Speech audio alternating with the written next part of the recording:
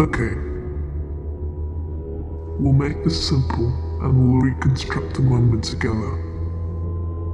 We'll start with clear definitions and distributions of the roles. We'll start with you.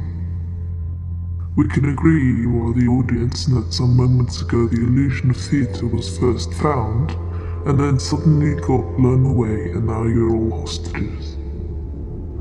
Some of you are still actors, some of you are still musicians, some of you are dancers, some of you just paid to come and enjoy this, but now you're all really involved, you're embroiled, you're up to your necks in it, and you're hostage to the situation which has unexpectedly taken place.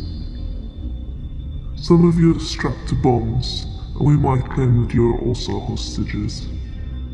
The bombs might be real and have explosive potential, or they're just remnant, just properties of the play that was taking place here a few hours ago, but nevertheless of whether the bombs are real, and they do look like bombs, or just whether they look like bombs is at this stage not so important as the fact that the bombs are strapped to you. Having established that you are the audience, the hostages, it cannot have escaped your attention that I am a terrible actor. I mean, my acting is lamentable, woeful, or possibly best described as coarse. You've been told that I am dead. You've been told twice, officially, that I am dead. But here I am right in the flesh, stood before you, and it's my birthday and I'm going to rehearse my death. I'm going to die in this moment that we are going to reconstruct. That we are to reconstruct, to preserve the history and the historical insight. To reconstruct and remember everything that could have happened in the moment we are to rehearse. To remember all the antecedents and everything leading to this moment.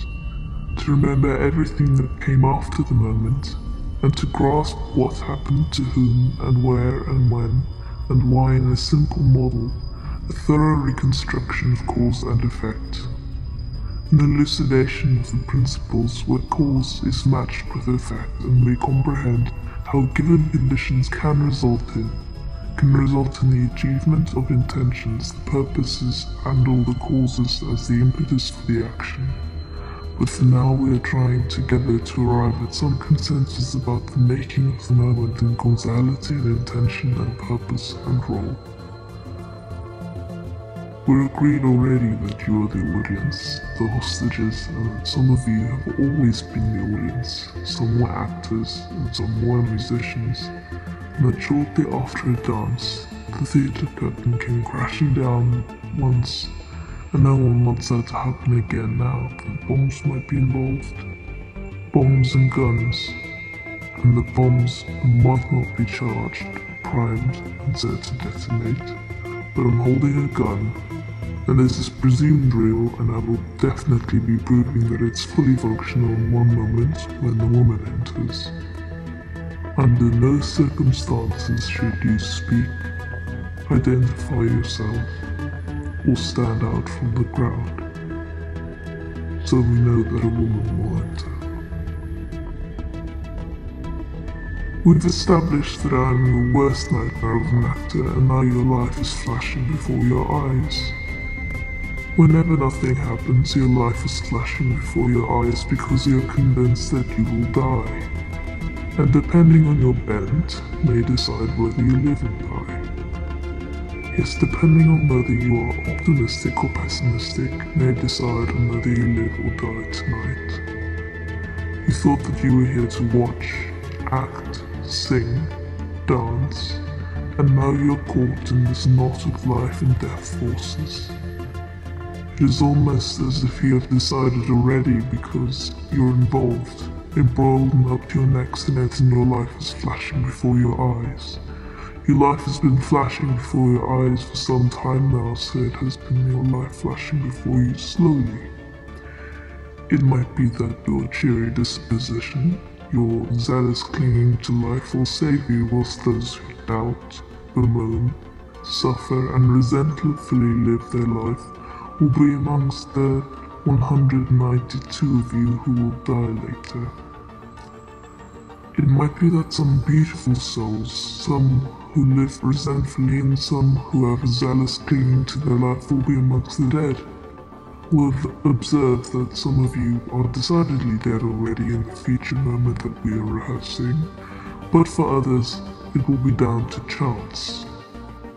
It will be arbitrary, undecided, and unrehearsed.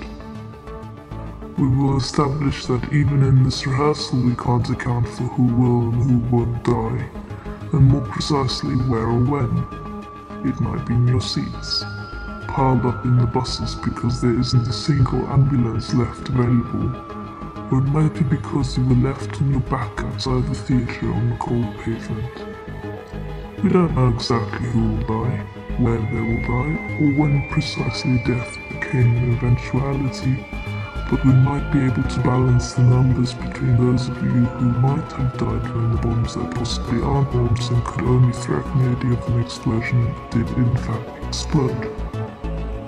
You understand that it's simple because the bombs might have been bombs and might have killed many more of you than will eventually die. We could say that none of you died if technically you're arbitrarily but decidedly dead already.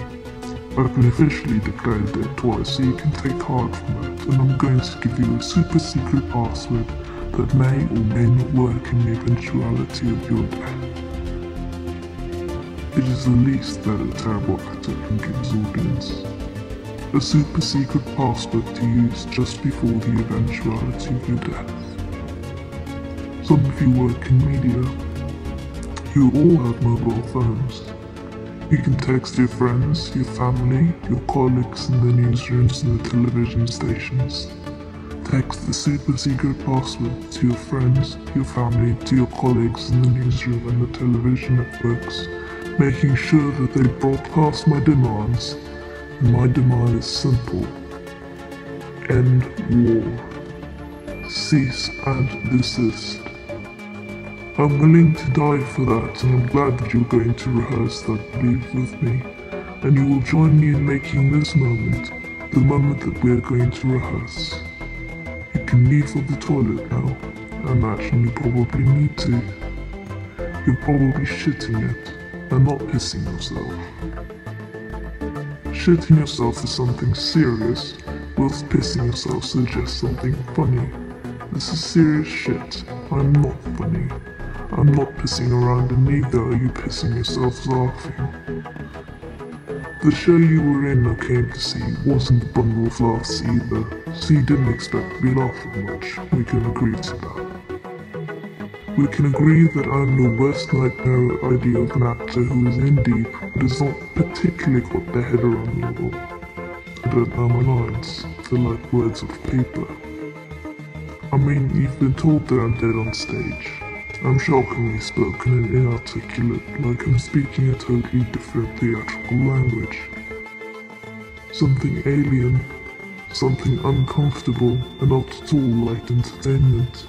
Something that isn't a nice piece of theatre that you're expected to be acting, singing or dancing in, or watching someone act, sing or dancing. I'm not singing or dancing or seemingly acting at all. It's something like I'm the one losing the plot. Something like I'm dying on stage here. Something that means I'm like a hostage. Just like you're under hostage for this moment into the future. Some of you are pregnant and you can go. Some of you are Muslims and you can go. Some of you are internationals and you can go. Some of you are children and I will say that I want to let you go. The rest of you will have to shit and piss in the orchestra pit while we rehearse, so it's probably best if you go to the toilet now and climb out the window. Get out while you can, because this all changes when a young woman, the makeup counter girl, suddenly walks in and she'll ask you, why are you still sat in your seats? And the actors, the musicians, the dancers and audience will ask themselves the same question, as will some of you who sit strapped to what appear to be bombs. You will think, why am I still sat here? So we're clear. The young woman will enter. I'm your worst nightmare, but she's crazy.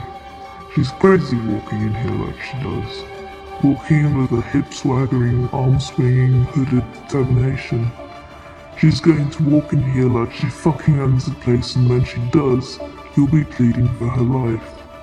You'll say that she's drunk. We'll practice. You'll plead. She will come in, and she'll say something about me being a clown, this being a farce, and she'll ask you, why are you still sat in your seat?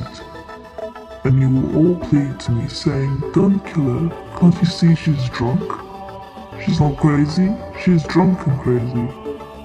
Some might use the term rogue. She's seen us on the television networks.